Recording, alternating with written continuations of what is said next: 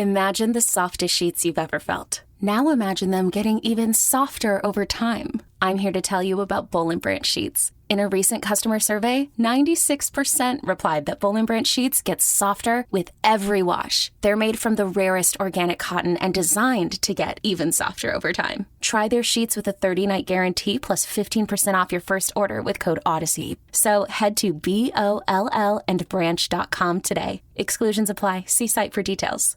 The following is a GoPowerCat.com and Spirit Street production. You've discovered your link to GoPowerCat.com's PowerCat Questions podcast, presented by Fridge Wholesale Liquor, and it starts right now. Now, let's go to the WTC Gig-Powered Studios.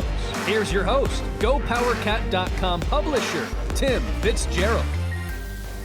Welcome to another edition of the PowerCat Podcast, the original, the old Coke, the Questions Podcast, the one that you knew and loved for years and years before we went all fancy on the 24/7 Sports Network. And I would like to make an announcement right here. Last week, in the 3 months of football, we went over 200,000 downloads as part of the Megaphone.fm network for 24/7 Sports. So it's building. It's kind of nice. But every time K-State loses a game, it's like, we're not listening for a while. And then you all come back, and you're all listening now. It's kind of nice that they ended on a winning note because maybe people just keep listening. I don't know. I don't know how this works. I just talk into a microphone, and you guys listen. Tim Fitzgerald, Riley Gates, Zach Carlson, the WTC Gig-Powered Studios with another edition of our podcast as we back off the podcast a little bit. It won't be daily here through December, certainly, and we're still considering what we're going to do in basketball. And to be real honest, if the basketball team's not going to be very good, we're not going to be doing post-game podcasts because you won't listen. Man, it's the truth. We could do it. It'd be pretty depressing. Yeah, they lost again. Yeah, not be fun. Yeah, it wouldn't be fun at all. But we'll still have overtime on Friday. We'll still have questions on Wednesday. If I heard you guys correctly, we'll still do a version of the Insiders. It might be hit and miss with who's on it, but we'll still do a version of the Insiders. And with basketball schedules and travel, and Ryan and Kellis go to a lot of games. Riley and Zach will go to a lot of games. Well, Matt goes to a lot of games, too, if he has to do radio. So it could get interesting. It might be me and 3 people on phones, but we will do it. Do you get Griever and Mitch in here? I would. Yeah. I thought we weren't calling Mitch by name. Oh, yeah. Well, no, that's only on the Insiders podcast. We call Mitch by his name. Oh, that's But on the first. Insiders podcast, he's just the other guy. Ah, okay. And I'll refer to him as that. Understood. That's his first reference on any podcast, I think, then. Well, congrats. No, you don't listen to the Insiders podcast, apparently, Zach. Well, we didn't call him by name, though. Or did Griever call him by name? Griever did use his name one time. Oh, man, that violates all the rules. Oh, are you shocked that Tyler Griever broke the rules? No. Maybe we'll have Chris Lilly on from Wichita sometime. Why not? Are you really an insider if you're in Wichita? You know what we're Feels like you're an outsider. We're going to have to bring on Chase Shannon if the Cats go to the Alamo Bowl. Oh, my goodness gracious. That'd be great. Yeah, you kind of left him out of your tag there when you were like, man, if K-State goes to the Alamo Bowl and plays USC, I get to see my friends. I was just thinking of USC people. And Chase said, oh. That's what that was about. I was just thinking of my USC peeps, the Abrahams, who run the USC site. They're freaking awesome. They're awesome. And we'll get into all the bowl stuff here in a little bit, and it's very confusing.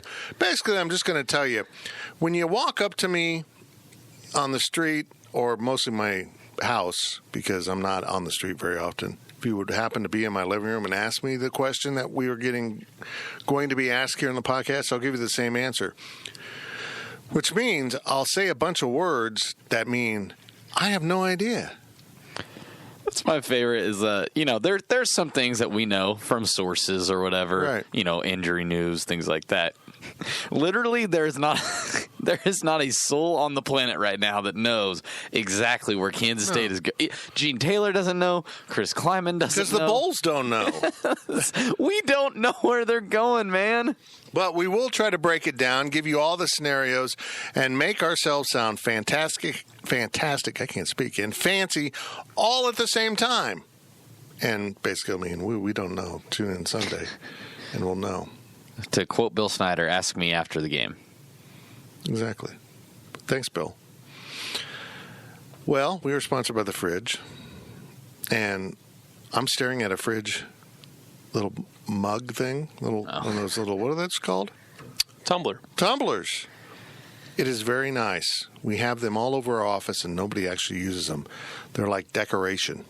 Like the WTC mugs that Nick Leckie used. Oh, my God. I hope Nick's okay. It's a little dusty. It's a little dusty. He just poured his water into it in the middle of a power gen. I'm like, Sir. Oh, Nick, we don't really do that. We don't really do that here. Sir, that's a prop. why are you drinking water out of a coffee cup? He wanted to get the brand out there. I guess. It was kind of nice. Kind of nice. The second season season 1.2 of the Power Chat is down and gone. If you're a new subscriber to GoPowerCat.com, make sure you check out the Power Chats. They're for subscribers only. And if you're not a subscriber to GoPowerCat.com, you missed Cyber Monday. You whiffed on Cyber Tuesday, which was an extension of Cyber Monday. And it is now almost Cyber Wednesday or whatever day in the next 3 or 4 days.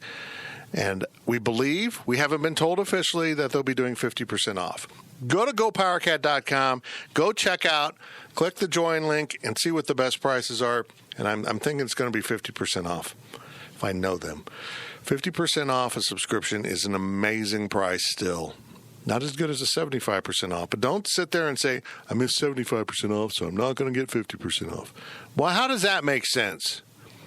You're still not a member, and you're missing out on the best coverage you could ever how many evers? Ever find of K-State sports. Yeah. Just join. I know you want to. I know. Luke, join GoPowerCat.com. That was the worst Darth Vader I've ever heard. You're allowed to ask us questions on the podcast. Exactly. That's worth the money alone. You get to hop into Wabash Station and ask our questions from Wabash Station. We're sponsored by The Fridge. We're sponsored in this segment by Tanner's. Man, oh, live. We are happy about our sponsors. I need to get to Tanner's, and here are your questions. Well, not yours if you're not a member, from Wabash Station. From T. Newman 41, how masterful, intentional or not, was it for Coach Kleiman to hold Jacardia right for the last game of the season? With his size and fresh legs, he punished a defense that was weathered by a full Big 12 season. It's very convenient for Chris Kleiman that Jacardia Wright was battling an injury. Yeah, we never knew about that. They kept that one bottled up. He could have played against Tech. It just didn't work out. So basically, his recovery fit right in with his ability to play 4 games, because he played the Bowling Green game early in the season, and so he had 3 left. He could have played Tech. They didn't get him in the game. And then he did play against Iowa State, so he'll be able to play in the bowl game. And if someone invites K-State to play another game, like, let's say, for example, the second team into the national championship game is unable to fulfill their duties because maybe they got caught with marijuana, the whole team, and they need a substitute team. Maybe they ask K-State to play. Then Jacardia Wright can play for a national championship. What scenario? So many things wrong with that. You've thought of that before. Yeah. Like, that's not a new thought. I mean, it's kind of like Miss America. What if Clemson wins their playoff game, and then we find out that Clemson, they all stole candy? They would take Alabama. And then they say, well, who can we invite to replace Clemson? Kansas State. Chris Kleiman wins national championships. No, it was good to see Jacardia. I thought he was impressive. I think you have a very interesting tandem on your hands now. You know, you saw what Jacardia brought to the field. You know what Joe Irvin can do. We think we know what Thomas Grayson is about, but we didn't see him this year, which I still can't believe. I figured we'd get at least two snaps out of him. I'm wondering if they're not moving the other two guys to different spots. But where would you put Grayson? I don't know, safety. Corner? You stuck Walter Neal at corner. Like maybe he's their ideal size for nickel. Maybe, I don't know, but I think running back's in good hands for a while. From Wildcat Pilot 88, what allowed the offensive line to find success they have been lacking the past several weeks? I mean, it sounds. I hate to not give a detailed explanation, to be blunt and just basic. They weren't just whiffing on their blocks the whole game. I shouldn't say never. I didn't see them as frequently chasing their defenders and then watching their ball carriers get tackled. They were actually connecting on blocks. They were actually driving. They're actually opening up holes. It was amazing. They weren't running backwards towards Skylar Thompson and chasing their defender while he sacked him. I don't know what got into them. It looked like they approached this differently than they have the other games. K-State wants to run between the tackles. We know that. That's how the offense is designed, and so does the defense. And it would appear to me that teams have been stacking the inside, the gaps in there, pretty aggressively. So if you notice, a lot of the runs that made it to the outside, they started in and then went out. It wasn't a toss sweep. It wasn't, as obvious a lot of times. They wanted to get to the edge, and they got to the edge, and I think that started to loosen up the defense as a whole, and then they were able to run through between the tackles. But we saw exactly what we've talked about all year. They struggled to run the ball for 2.5 quarters, and then they started to wear him down and wear him down and wear him down, and they kept coming at him with new running backs and different running backs. They ran a lot of personnel in and out. I saw more personnel shuffling in and out in that fourth quarter than I've seen since maybe weeks 1 and 2. And they just wore that Iowa State defense into the ground. It was like 17 straight runs to finish off the game. Courtney Messingham probably slept with a smile on his face. That's what they want to do to teams. K-State had a 10-point lead. And in all reality, Iowa State was incapable of winning that game. One, the defense was throttling the Iowa State offense. It had no confidence. They couldn't really move the ball. The wind did help K-State's cause. And even if Iowa State had scored, K-State could get the ball back and operate at will because the defense was done for Iowa State. That's exactly the brand of football they want to play. It might be close for 3 quarters. It might be competitive. You might be behind in the third quarter, but they want to wear you down, and be the tougher team. At the end of the day, that's the short answer. The offensive line for Kansas State played a more physical game than the defensive line for Iowa State. They haven't been doing that. They haven't been the tougher team for a while, and they kicked their butts at the point of attack, and Matt Campbell said so after the game.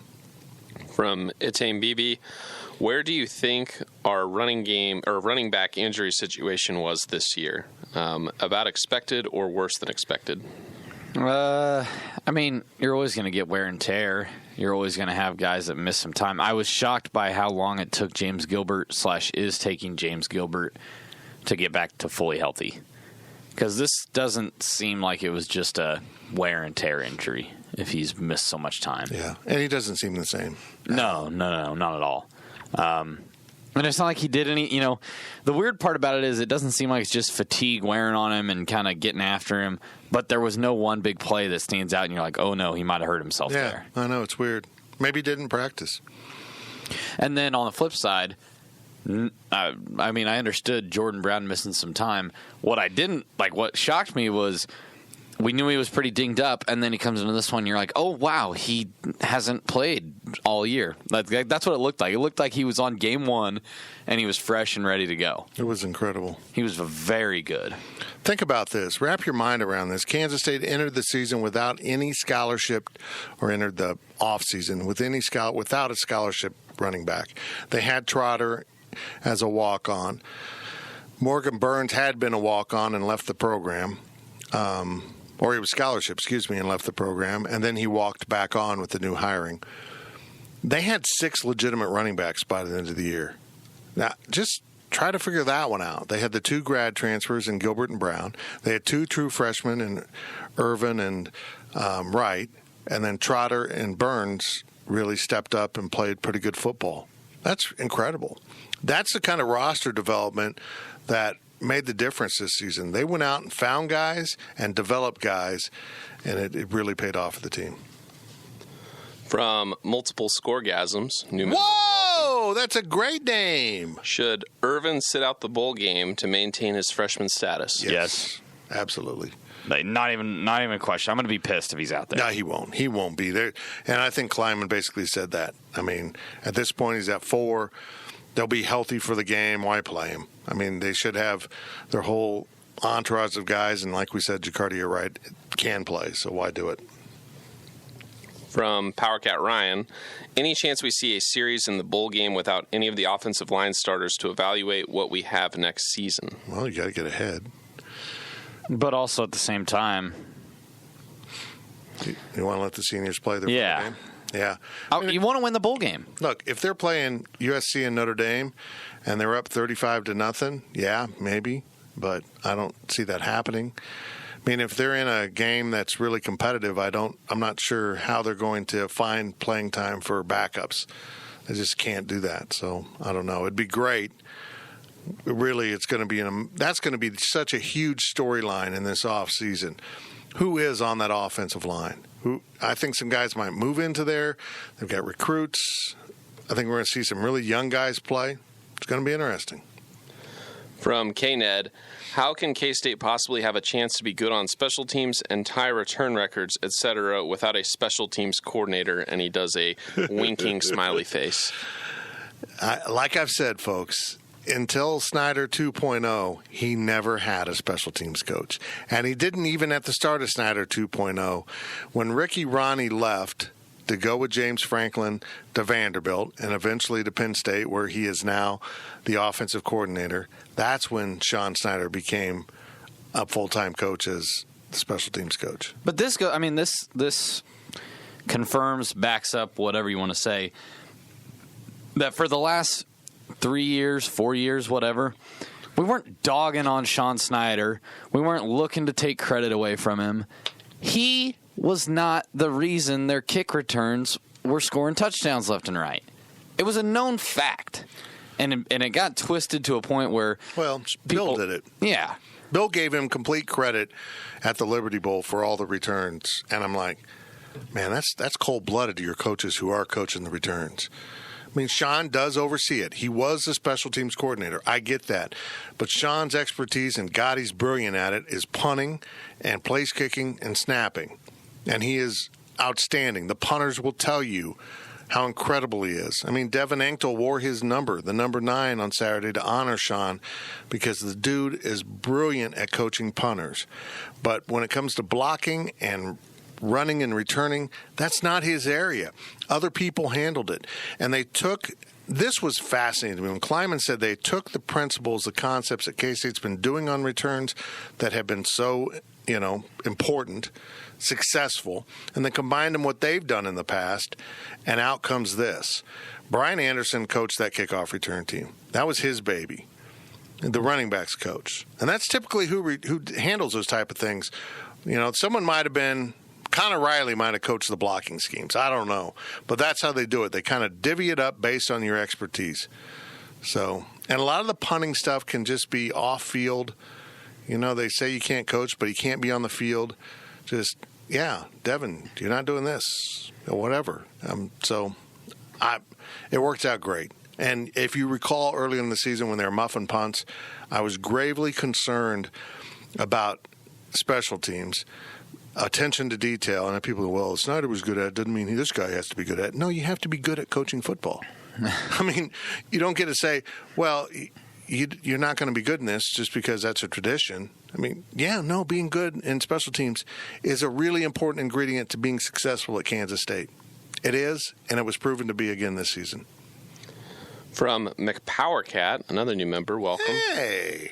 Have you heard anything about A.J. Parker, Malik Knowles coming back for the bowl game? I would imagine Malik will be back. Malik should be back. It's not like he's in street clothes or anything like that. I mean, he's suiting up, or in full pads. I mean, if he needed to go against Iowa State, I'm guessing he could have been on the field. Right. It just didn't seem like they absolutely needed him. AJ, I just don't. I haven't. It's his recovery from his surgery, and I doubt he plays. He had surgery the day after or 2 days after the injury happened. Even if the recovery is off to a great start / process, I don't think you can recover from surgery quick enough to get back out there and be worth it. I mean, just let the dude recover, you know? Look, it's not like they've suffered. Right. If they had a real need at corner, maybe he plays. But, by God, the guys that have been backing him up, they've been money. It's been incredible. I'm telling you, Van Malone's my assistant coach of the year. Because what he's done at corner has been remarkable. I don't think you can disagree with that. And that's not a slight to anyone else on this team. It's just that what they've done at that position with the injuries. They just played Iowa State, a team that loves to throw it around, and they did it with the guys at the open of camp, early in camp, were 3rd and 5 on the depth chart at corner. Also, I don't know if this was a serious post or not. Someone made a comment about Eric Gallen's recovery and being back. No. He's not going to be back. No, Alan, Eric, even if he had an opportunity, he's never playing football again. No. He's going to I just hope he has a normal life. Folks, his everything in his knee was destroyed. Everything. Broken cap, torn this and that. It was bad. So, maybe it was a half-joking post. But yeah, I mean, if you slow down the right camera angle, you can see his lower leg kind of doing a helicopter. Yeah, I don't usually get queasy about that one, but I don't really need to see that injury. Yeah, it was kind of gross. From ContraCat, rank your top 3 seniors that leave the biggest contribution behind. This is kind of tough, I think. Top 3 seniors. The 3 seniors will miss the most next year. Okay, we had this on the post-game podcast, so I have my answers. Deshaun. Yeah, Trey Deshaun has to be number 1, I think. I'll go as I quickly run through the entire team. Devin Ankle. That's interesting. That wasn't one that I'd pick, but I think I'm going to add them in. I'll put Devin at 3. I'll put... Can I have a 2A and 2B? That's kind of what I want to do. That's interesting. Because I want to say James Gilbert because he brought a lot of needed experience to the backfield. You could not have put Jacardier right in at game 1 and been what he was here. It's nice to have experienced running backs. And then also a guy like Adam Holtorf is really the only person that I didn't look at on the line and say, wow, you are not doing a good job right now. Like I think Adam had the best season on the offensive line. By far. I guess I was thinking more of over a career standpoint and how significant they were, but I don't know. I would say Adam Holtorf has been solid at center. My choice was Deshaun. My second choice was Mitty. Because you're losing both your starting interior defensive tackles, and you really are unknown behind them. And Jordan Mitty benefited from Trey Deshaun's getting double-teamed in the same way that Trey Deshaun benefited from Jordan Mitty. Jordan had to get double-teamed a lot this season. He was really good. And Brian Hanley's choice was Scott France. Just because a left tackle that starts 4 years is impressive, and it's hard to replace a left tackle.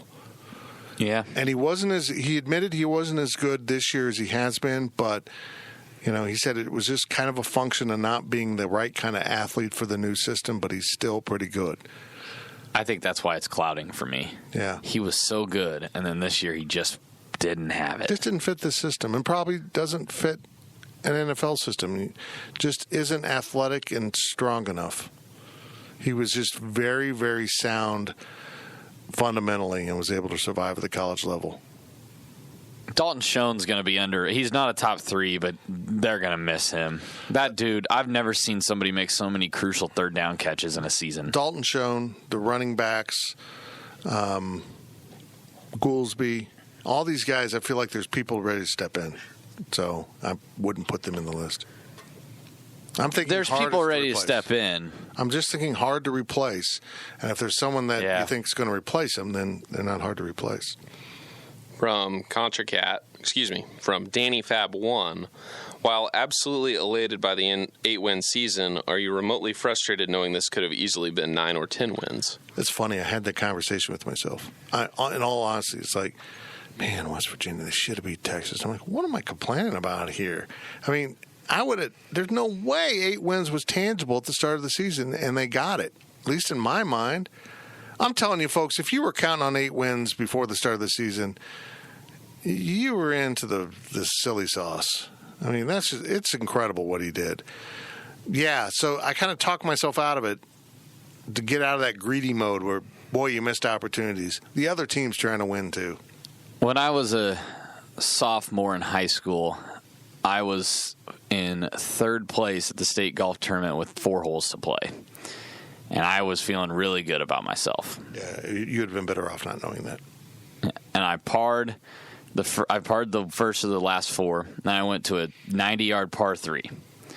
I put 90-yard? He played sand greens, guys. He played sand greens. Okay, I thought he didn't play real golf. Putt.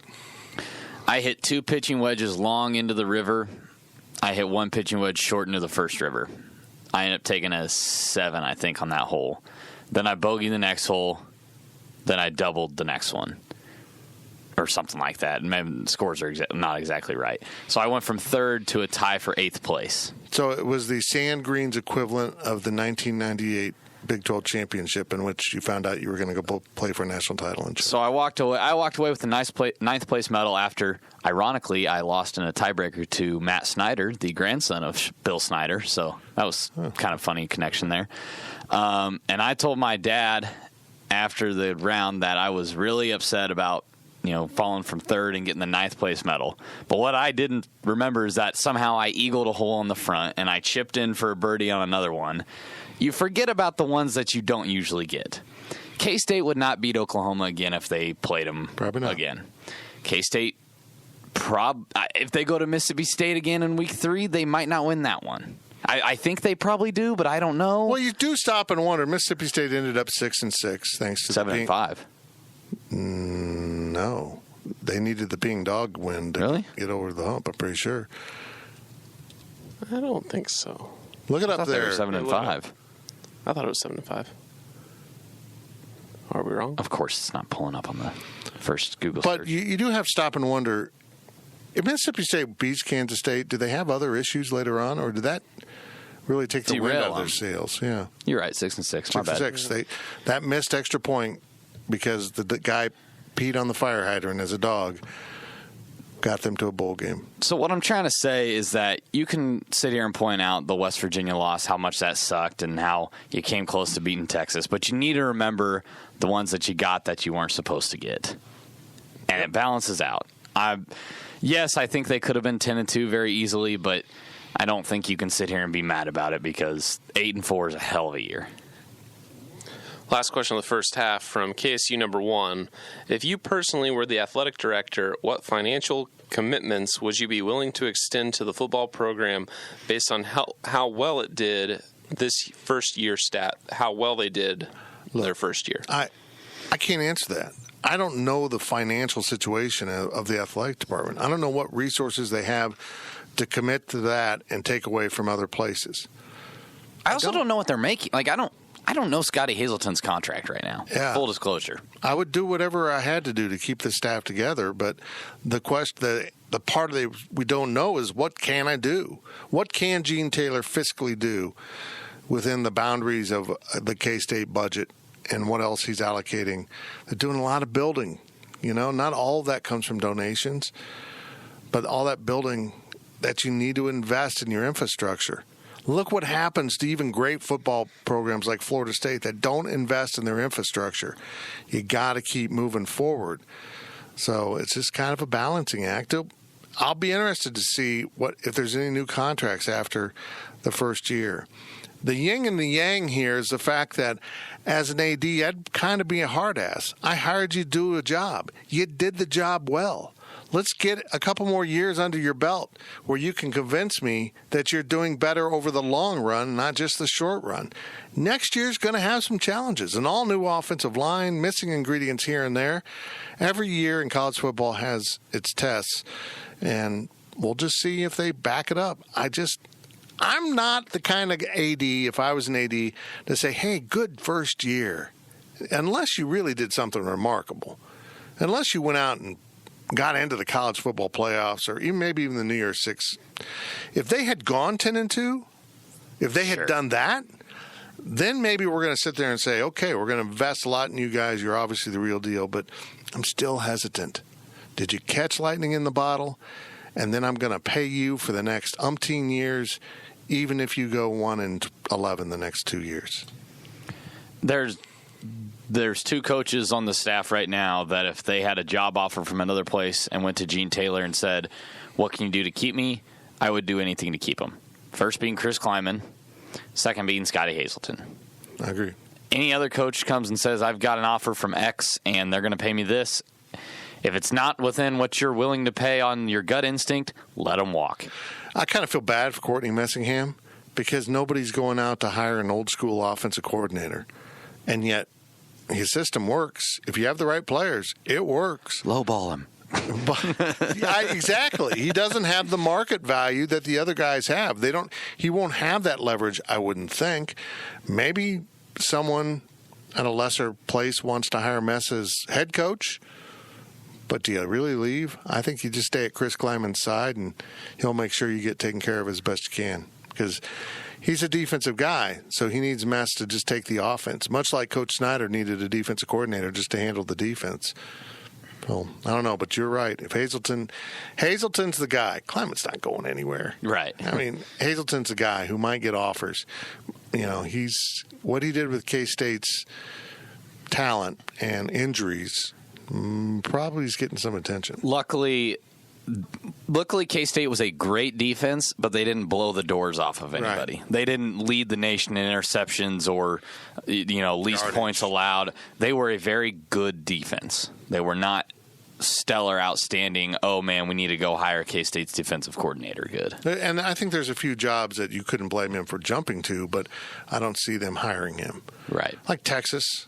Would Texas go, well, I wouldn't do it if I was Scotty, even if they offered me a ton of money, because your head coach might be gone in Game 4 next year, Game 5. So then he's the head coach.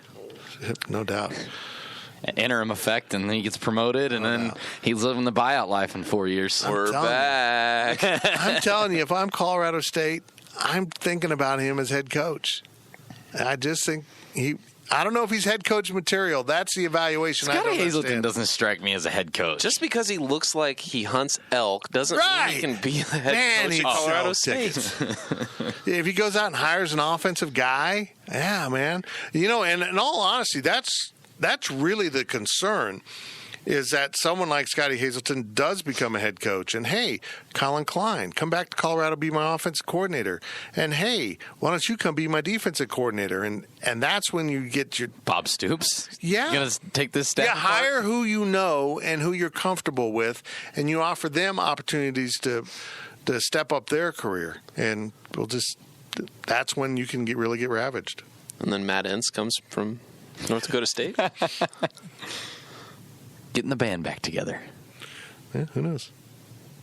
That's it? Yeah. I didn't know that. I told you that was it. He said last question. I didn't hear it. You just went on and on and on. Oh, my goodness. Well, that's it for the first half of the Power Cat podcast. This is Questions Podcast. I'm talking real fast on purpose right now because I went too long then. We're sponsored by The Fridge. That was by Tanner's. And, boy, we'll be right back.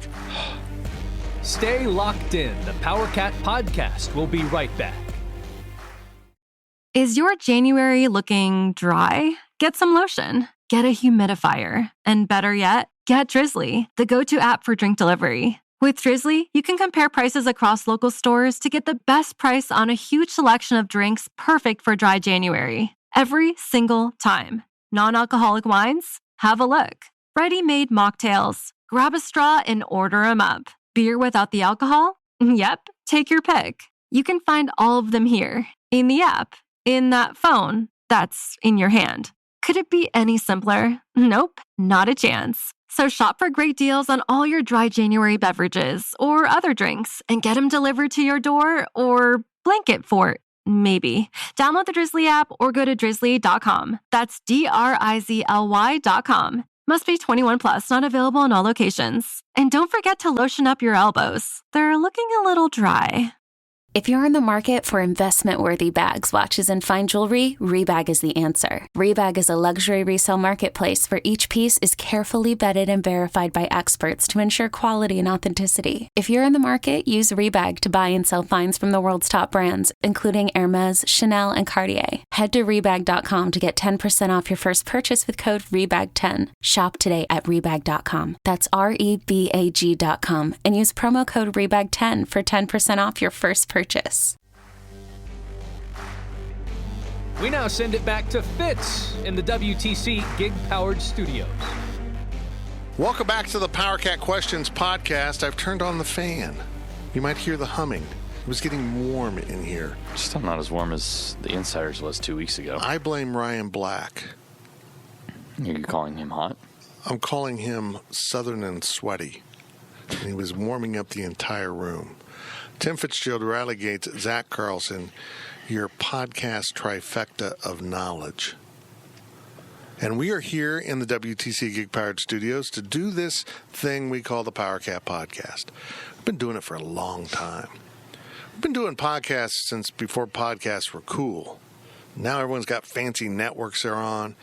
We are on the Megaphone.fm 24/7 Sports Podcast Network, and we love it. We get great analytics. We know who's listening.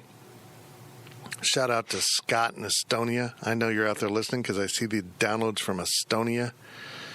We get some wild ones, though. Is that Estonia Cat? Yes. I'm guessing. Who's been in the studio because he was in town and he talked to me about something for his career. He's an educator in Estonia in the communications industry. So it's fun to look at all the downloads. What was the second one? It was bizarre. The second leading download behind the U.S. wasn't Canada or England. It was something just like... Philippines? Nah. Oh, it's Germany. Oh. So I think we've got some soldiers probably listening. Some K-State fans. Thank you for your service. That'd be my guess. I don't know. This segment's sponsored by the High Low. And if you don't know this about the High Low, you need to know this. It is now the Miracle on Morrow for the rest of the Christmas season. And I went in with some friends last week before that Iowa State game. It is absolutely incredible what they've done in there. It's like Santa and all the reindeers threw up Christmas stuff all over the walls. Reindeers? It's reindeer. Come on, man. Did I say reindeers? Yeah. Well, I'm going with it. Reindeers. We're just changing grammar here. All right. I ain't doing that. I mean, it is Christmas. You couldn't more Christmas this place. And they have a Christmas bar menu. I was dressed as an elf. Do they have anything peppermint? I'm sure they do. I didn't really look at. I wasn't drinking, so I didn't really look at it. Why do you go to bars anymore? Well, I ate some pizza. I see. I'm going to have to go there then. Becky How got a about- drink. She got the Run Run Rudolph or something, but it had gin in it. If we'd have done this earlier in the day, we could have found an excuse to go eat high-low. We always have an excuse to eat high-low. All right, tomorrow. Well, you can go pay your rent, and then we can go for dinner. I don't know if I can get back across town in time. Oh, for God's sakes. Oh, no. He's going to miss dinner. Also, if I go home, I'm not coming back. I live too far away. Wow, whole 10 minutes from Aggieville? I forgot. I stayed at the office till 5:30 last night. Game at 7 because I'm not going to drive back to the west side of town, stay there, then go to the game. Realized I left my credential in my apartment. Oh, that sucks. Yep. I've done it the other way around. I'll be at home on a football game day, and I'll go to the car and go, my credential's at the office. Because I wore it back here and then just took it off and placed it on my desk without putting it in the proper slot in the backpack. At least I'm not Michael Goins, who lost his. Did he really? Yeah. He lost it, so he had to call Tom. He'd bring me a new one.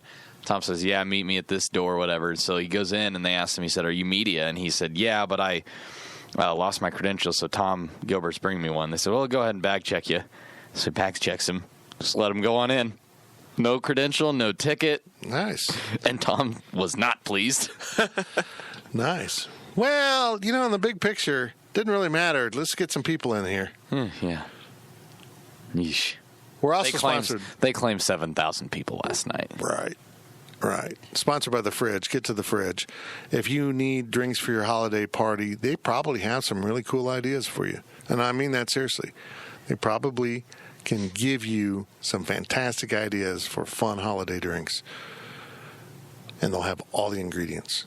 Even if you need milk, they now have it. Because Kansas finally changed their laws to join the 20th century. And it's the 21st century. The Fridge. At the corner of this and that. Somewhere in this town. Yes, in which we live. In which we live. You know, because I don't really need to give out the address. It's called The Fridge. Type it in your phone. Your phone will say, take a left turn at this street. No, it'll say, go to your kitchen, idiot. Hey, stupid. You don't need GPS. We've got lots of great questions from Wabash Station, but you people failed us. Failed us. They failed. Yeah. How did nobody ask about Coach of the Year? I think they all just assume the thing that we're all assuming. I'd vote for him, too. How do you not vote for Matt Rule for Coach of the Year? I mean, they're 11-1, and they barely lost the one. Have they been perfect? No, but they won. Duh. I mean, they find ways to win. I'm just blown away. But he's in season 3. Baylor was also picked 6th this year, which still is not top half, but it's not, that's hey, we think you're going to suck. You are mid-table. They thought they would be in the 4-way tie for 3rd. Which Here's the boat that I'm in. 3rd, 4th, 5th, and 6th. I think Matt Rule will get it. I don't have a problem with Matt Rule getting it. I think to go 11-1 with your only loss being to the team you're playing in the conference championship game who could potentially be playing in the college football playoff, I think that's a pretty damn good season no matter what your expectation is. Right. But if Chris Kleiman wins Big 12 Coach of the Year, I'm not going to sit here and say, oh, Matt Rule did more. He should have probably gotten it.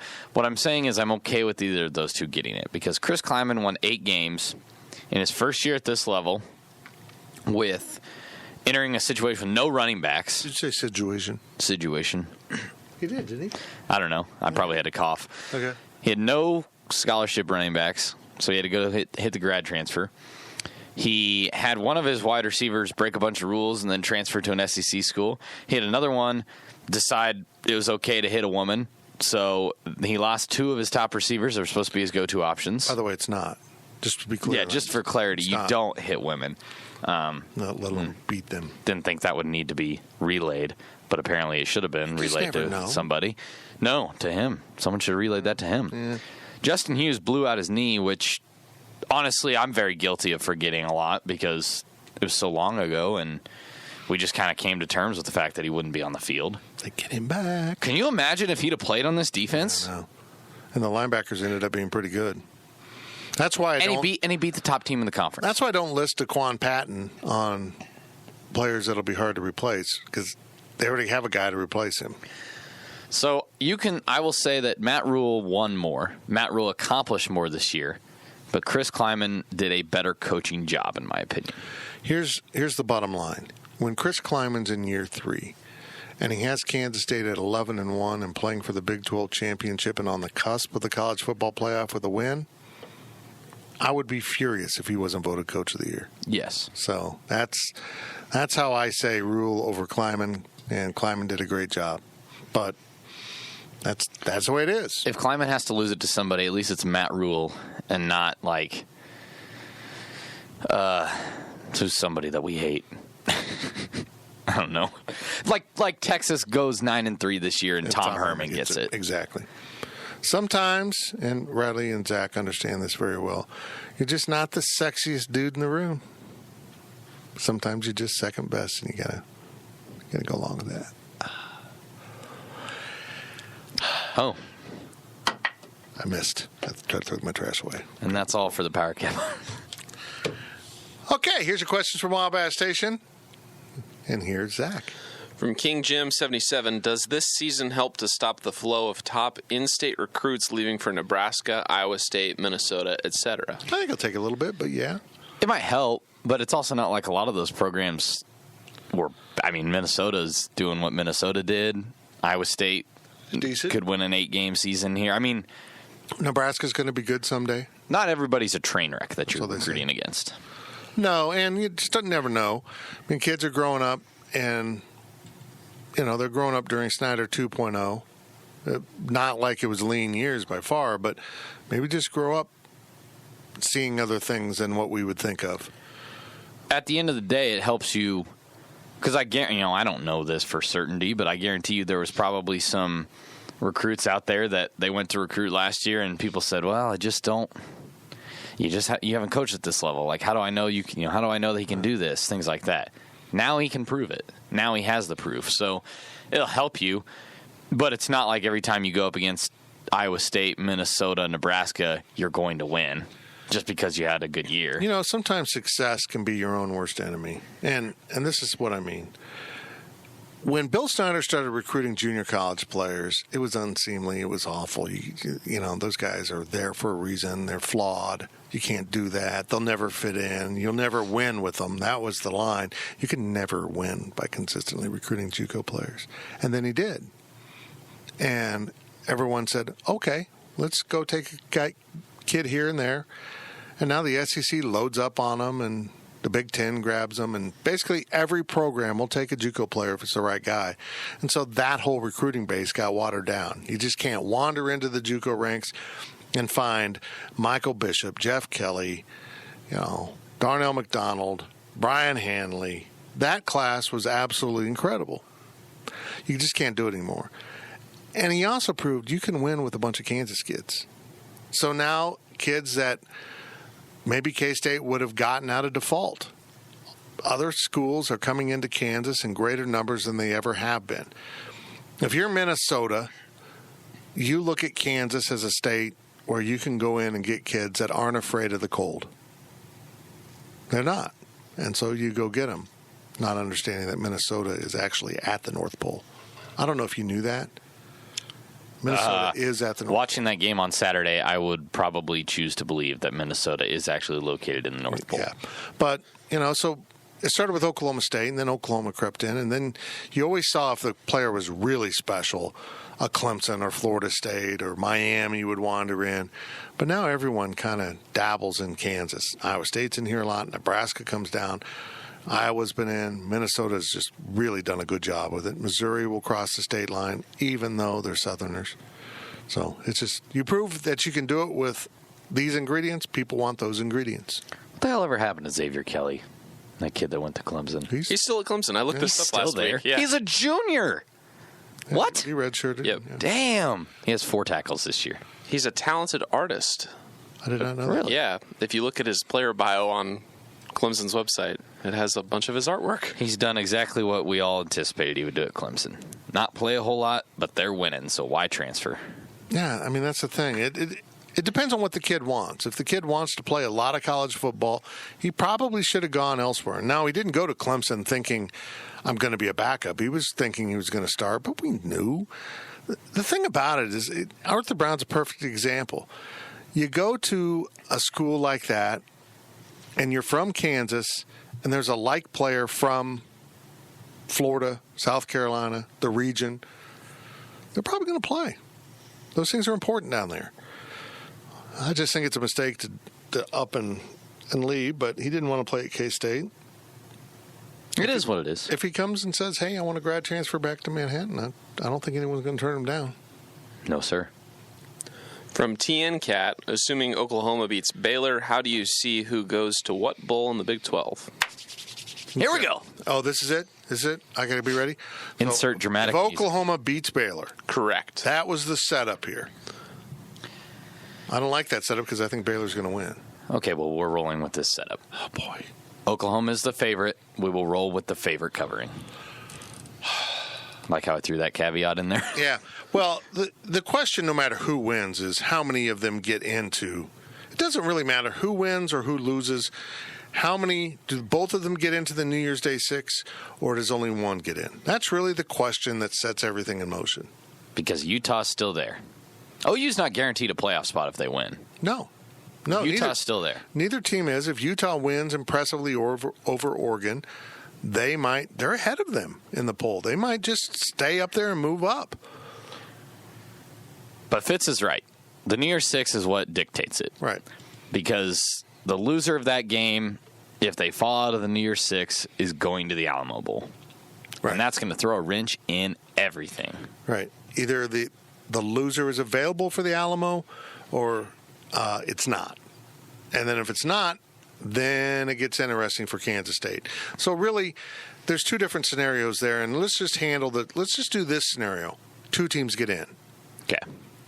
Kansas State has a real shot at the Alamo. I think Kansas State has a shot at the Alamo. I think Texas has a shot. And I think Oklahoma State has a shot. I don't think Iowa State's in, despite them saying we're considering Iowa State. I think they're just saying that for good PR. Right. Because they went last year. And they're all 5-4 in the conference. I mean, yeah. It's tough to say Texas has a shot, but Iowa State doesn't. The publicly. Records are exactly the same. Yeah. So the problem is you can't, as I said up at the very start of the podcast, you just don't know because the Bulls don't know. I really believe that maybe the Bulls have decided, but I don't think they have. I think they will meet this weekend and say, okay, what are we going to do here and here? And it all sets it in motion. The Alamo might want Texas to play USC. That's a sexy game. Texas is not going below the Alamo / Camping World. Those are the top two non-New Year's Six games for this conference. They're going to one or the other. Right now it looks like USC and Notre Dame are going to be the opponents in those games. Both of them are awesome. It's hard to pass up for television purposes. Texas. It just is. Now here's the thing.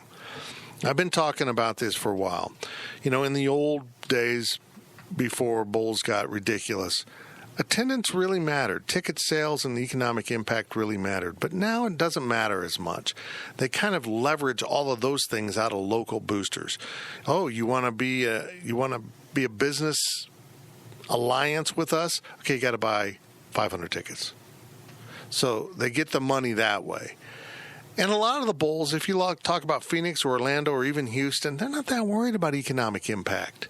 Those towns have so many other things that drive their economy. A bowl game isn't a big player. San Antonio, that's a little bit different. That Riverwalk is kind of connected to the Alamo Bowl itself. And the Alamo's right there, too. The economic impact is a factor, maybe for that committee more than some of the other committees looking. I think Memphis probably thinks about economic impact because it's really intertwined with the city. So I think Kansas State becomes a player with the Alamo Bowl more than what some people might think. Your wild card is Oklahoma State. Right. Because Oklahoma State beat K-State. That will be accounted for. However, as of right now, K-State might look like the better option to some bulls out there. Because here's where the downfall is going to be is, if Texas gets taken by the Alamo, then the Camping World Bowl gets a shot at Oklahoma State or Kansas State. And if they take Oklahoma State, then you're going to fall to the Texas Bowl. I don't think K-State's falling below the Texas Bowl in any scenario. I just don't see it happening. I think Memphis is out, and I think Phoenix is out, unless Baylor or Oklahoma doesn't get a New Year's Six. Yeah, that's the one scenario. Yeah, if they're both in, I think Kansas State will be in one of those two bowls, Alamo, Camping World. I will be shocked if Oklahoma State gets a higher bowl bid than K-State. And now you get to explain why. Number one, they've lost their quarterback, Spencer Sanders. Tylan Wallace, obviously still out, blew out his ACL. So that's two of their top three marquee players. And Tylan Wallace being the big name there. Yes, you've got Chuba Hubbard, but he's probably not going to get to go to New York for the Heisman because the Heisman is a stupid process, and a player like Chuba Hubbard can never win unless Oklahoma State wins the national championship. So then you look at it, well, Oklahoma State kind of got ran in Bedlam. They just didn't make a lot of noise. Oklahoma State was just good. They didn't really do anything world-beating. Meanwhile, K-State knocked off Oklahoma. And you know how many times you can show that highlight on TV? A lot. Big game possibility.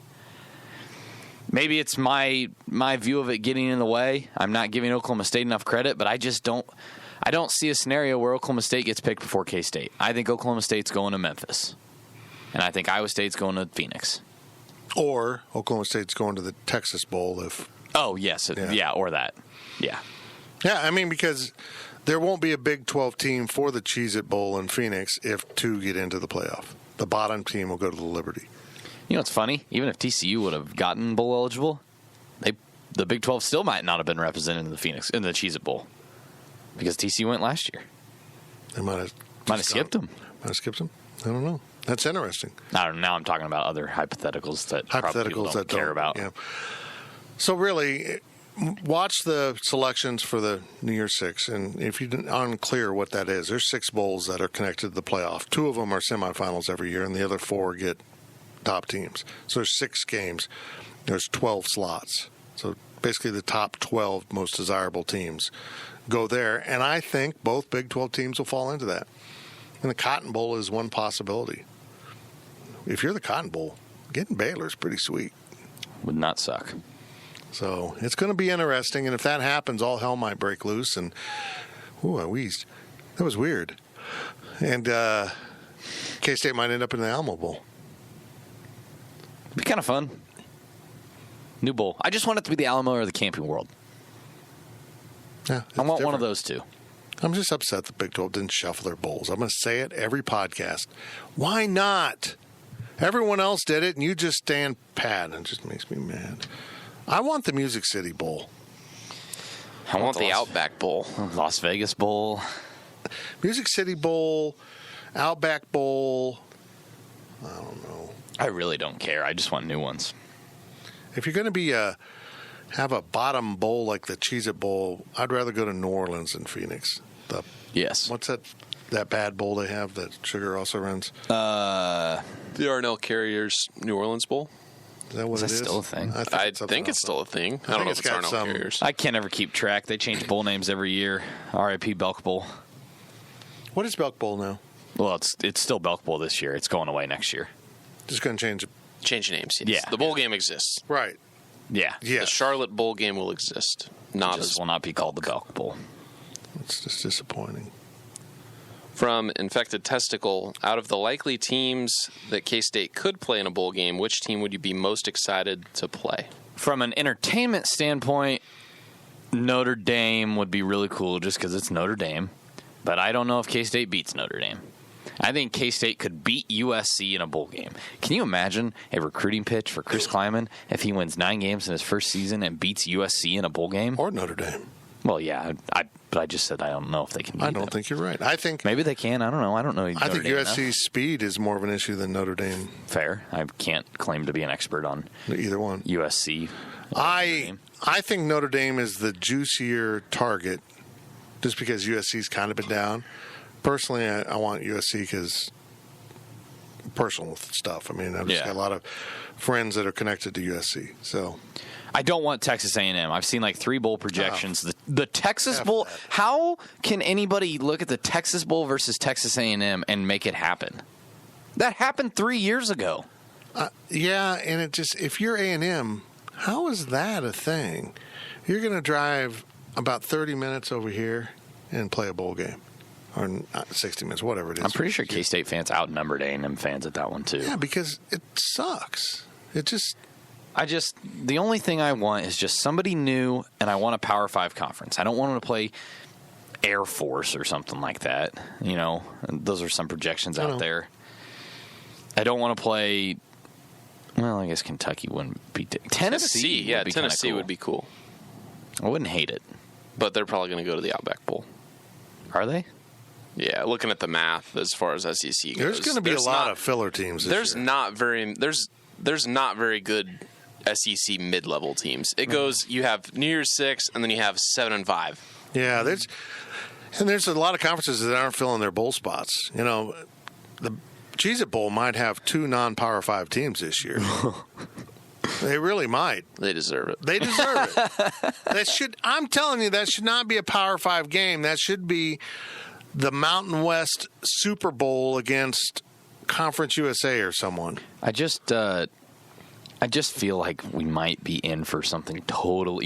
We're all set here to say, if it's the Alamo, it's USC. If it's the Camping World, it's Notre Dame. And then we just get hit blindsided, The Big 12 executes Utah gets their ass kicked in the Pac-12 championship and falls. And, you just never know. You just never know.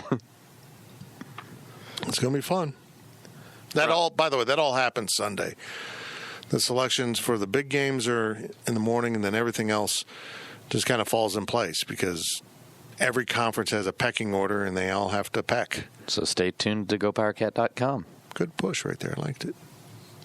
From Flying Wedgie, it seems that under Bill Snyder, a lot of the bowl teams came out flat in the first half of the game. Do you think things will be different this year, or is coming out flat just a condition of not playing for a month? Well, look.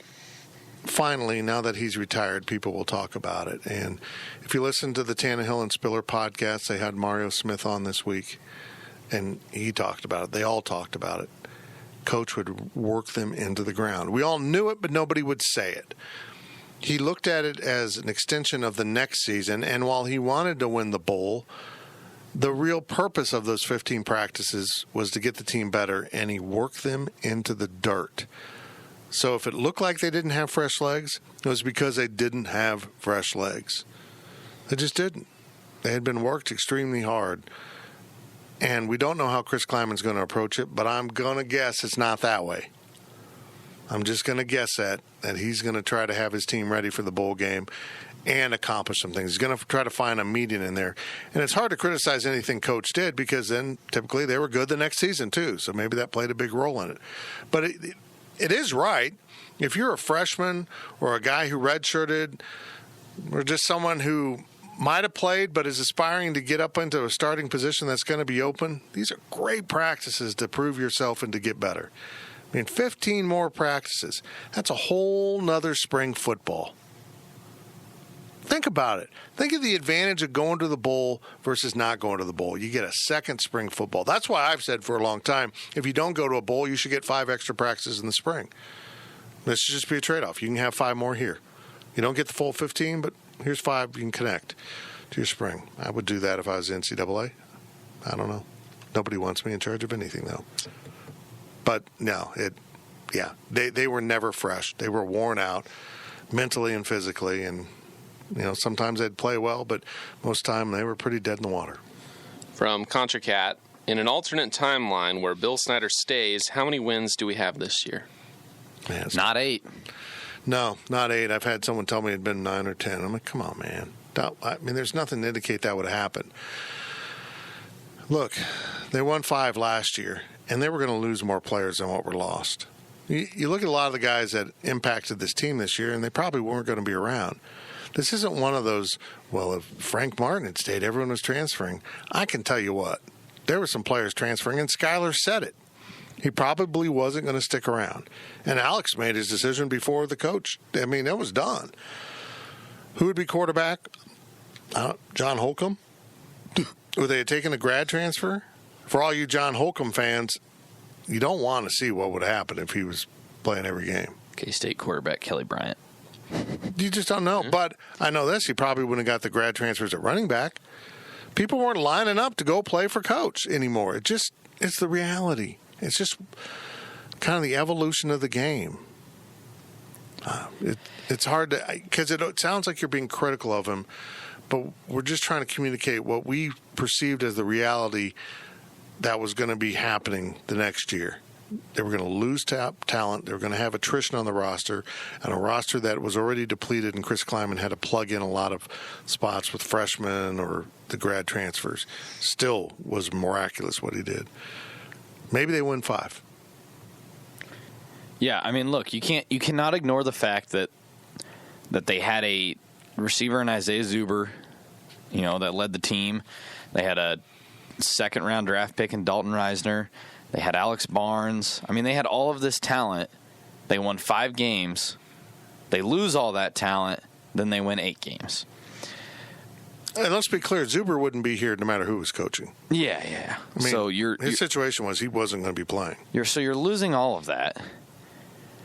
clearly there was something different that Chris Kleiman did. I'm not saying it's better. I'm not saying it's worse than Bill Snyder. Maybe it wasn't Bill Snyder and it worked with this group of kids. It just clicked. And so it clicked better. I don't see a world in where this team's playing for a bowl game this year if Coach had stayed. Just the tough reality about it. But, I mean, I think it worked out for the best for everybody. It wasn't as ugly as it could have gotten, and everybody's happy now. But, yeah, as tough as it would be to say, I just don't see how this team wins 8 games with the same staff from last year. From WTDD 2001, when you look at this year's overall success, should we expect a letdown next season? I was talking about this on the radio segment this morning, and it's winning 8 games was amazing for Chris Kleiman, and it also probably put him in a very tough position moving forward. Because anything less than 8 games next year, and people are going to say, oh, no, he's regressing. He's not that good of a coach. He won with Snyder's players. All the things that would happen with Bruce Weber and everything like that at the start of his tenure. I would strongly encourage fans to pump the brakes, to give it some time, to enter next season with roughly the same expectations as you had this year. 6, 7 wins, maybe 8 if you play real well. They're not going to be a Big 12 favorite just because they won 8 games this year. We're losing your entire offensive line for a run-based system. It's hard to convince people of that. Losing 3 starting defensive linemen is very hard to replace. Mm-hmm. There's a lot of departures from this team, and no matter how much this team exceeded expectations, no matter how much talent is young on the roster, you cannot just guarantee that it's going to be better and improve. Do I think they could find a way to win 10 games and finish 3rd in the Big 12? Sure. Would I be shocked if they went 7-5 next year? No. It's going to take some time before you can get a consistent vibe on where this program's going. Exactly. We got some basketball questions to end the podcast with. From Adam K63, has McCall Meween regressed this year? Yes. I'm just saying. Yeah. But has he regressed so much from what he has been? No, but that's the problem. You can make an argument. All 3 of the main guys have regressed a little bit. I mean, based on their early games, now Monday night was a little bit different. But I think Mac's gone backwards. Maybe it's just he's 95% of what he was. Doesn't have Dean Wade. But you needed him to be 110% of what he was. You need guys to step up when their roles get bigger, not regress.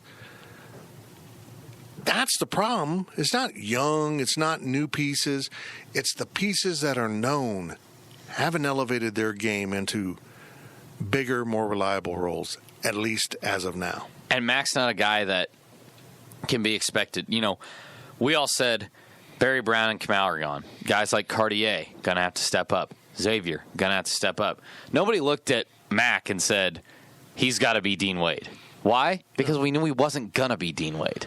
But you hoped he'd be a better offensive option. Right. You've seen glimpses of his ability, but I guess those are just few and far in between now. I mean, that's what's so frustrating about him.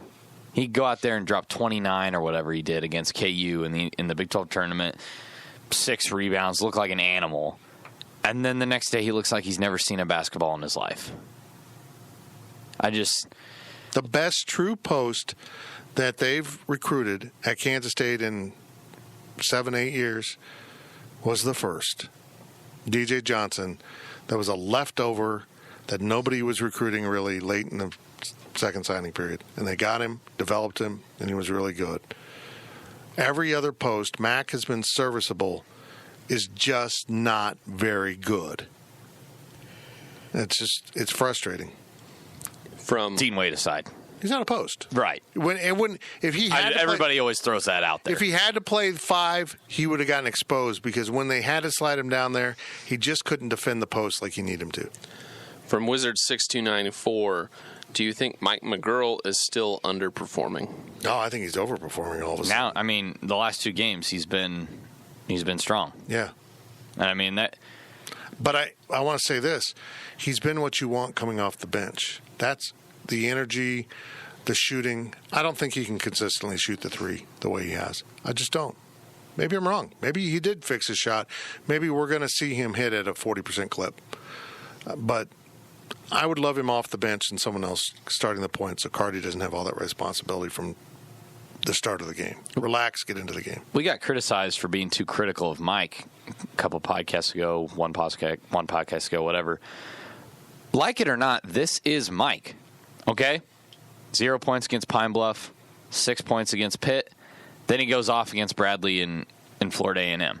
But don't tell me that this is a sign of obvious improvement of he's taken the next step, because he does this all the time. You know, he scored 18 points against West Virginia in a big game last year.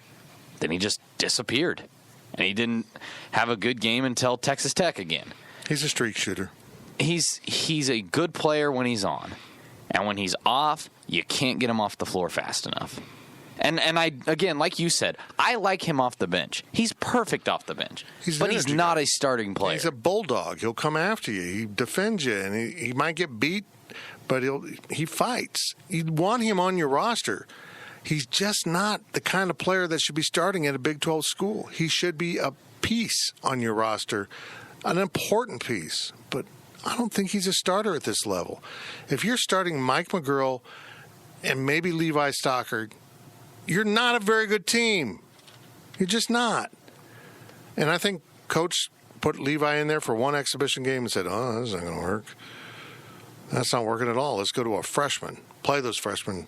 I mean, hopefully Murphy comes back and they'll have the trio together. I have a bad feeling that's a worse injury than they're leading on. Saying. I know. Last question of the podcast from Adam K63. Does it seem like none of the upperclassmen want to take a leadership role? I don't think they have a vocal leader on this team.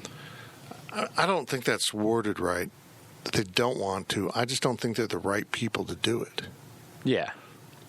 I think Cardi has the most, but I think he's just a little overwhelmed by stuff. Well, yeah. Last night in the postgame, Bruce said, he was like, Cardi was complaining the other day that players are starting to guard him harder. What did you think was going to happen, dude? Like, you didn't think they would know about you? Bruce was like, I told him you're number one on the scouting report now. What did you think was going to happen? So they don't have that killer guy out there. They don't have the guy that says, give me the ball, I'm going to go make it happen. Well, maybe they have them, but they not that are going to do it effectively. The only people I've seen that kind of have that are give me the ball, I want to make a play, they're 3 freshmen. They all have that about their game. Maybe they're not capable of doing it yet, but they're not going to refuse the ball. They're not going to shy away from anything.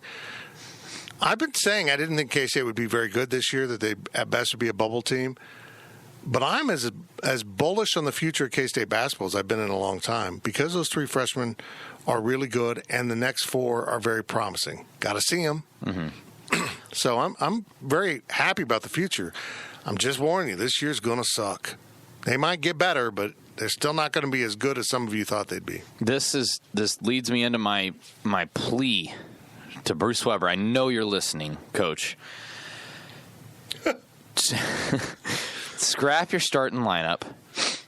Get whatever, but do what you got to do. When Montavious Murphy gets healthy, this is the lineup I want to see on the floor. Cartier at the point, Dejuan at the 2, X at the 3. I want to see Antonio at the 4, and I want to see Murphy at the 5. Or vice versa. I don't care who plays the 4 and the 5. I know it sounds bad to say, McCall, you don't get to start. I know it sounds bad to want to play 3 freshmen that are going to make some boneheaded mistakes, and you want to scream and shout at Bruce. Are they going to make more boneheaded mistakes than the guys that are playing? What about this team and the starting lineups that have been out there are showing you right now this team is headed for the NCAA tournament? There is not. And if you believe that right now, you're being very optimistic, and I guess I applaud you for that. Take your lumps now. They're going to come no matter who's starting. So take them out there with the freshmen, because then you've got these 3 experienced for next year, and they can help these freshmen, the incoming freshmen next year, learn quicker. And that future that we talk about is going to be really good. It's going to be here quicker. But if you keep playing these freshmen, well, I don't even have the stats in front of me, 12 minutes a game or whatever they're getting, 16 minutes a game, it's going to take longer to get them into that groove. Just throw them out there. Let Antonio Gordon get bullied by Udoka Azubuike. I know it's going to be ugly, but baptism by hellfire, man. Levi Stockert's going to get bullied too, so what does it matter? And then coming off the bench, you got guys like McGurl and Malween. I love it. And I really think all of a sudden you feel better coming off the bench too. I really think you could set up for a decent year next year if you get these guys some experience. But you've got to make that change, in my opinion. I think that would really benefit K-State. I agree. And I agree that Bruce Weber's listening to this podcast. Coach, remember to go to the Fridge Wholesale Liquor.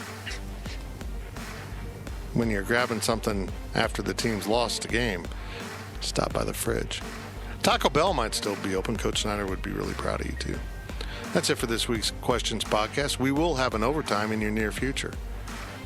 It'll be Friday. That's the near future. Thanks for listening.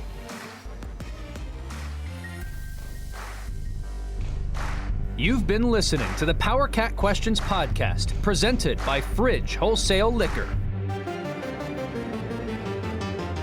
PowerCat Podcast. All rights reserved. GoPowerCat.com and Spirit Street Publishing. With BlueLink Plus, you can access your Hyundai Tucson Limited remotely. Doors unlocked, temperature set, lost car found. There it is. Get complimentary class-leading BlueLink Plus. Call 562-314-4603 for complete details.